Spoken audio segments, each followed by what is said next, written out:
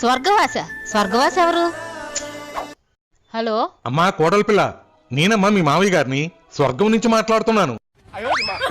మావయ్య గారు ఏంటి స్వర్గం నుంచి మాట్లాడుతున్నారా? అక్కడ ఫోన్ ఫెసిలిటీ కూడా ఉందా? ఈ మధ్య జియోవాడు ఒక టవర్ వేశాడమ్మా.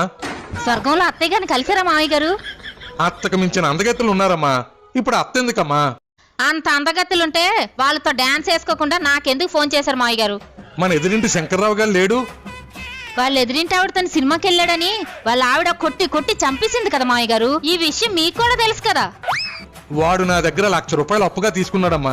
డబ్బులైతే ఇచ్చేసాలే, కానీ వాడు రాసిచ్చిన ప్రామిసరీ నోటు నేనివ్వడం మర్చిపోయాను. అది కావాలని ఇక్కడ నన్ను తినేస్తున్నాడమ్మా. అమ్మా పరుపు కింద ఉందేమో చూడమ్మా. ఉంది మావయ్య గారు. కొంపతీసి ఆ నోటు మీకు ఇవ్వడానికి నన్ను గాని మీ అబ్బాయిని గాని చచ్చిపోమంటారా ఏంటి? మన వెనకింటి దివాకరం కొన ఊపిరితో కొట్టుమిట్టాడుతున్నాడమ్మా. తులసి నీళ్ళు కూడా పోసేస్తున్నారులే. నువ్వేదో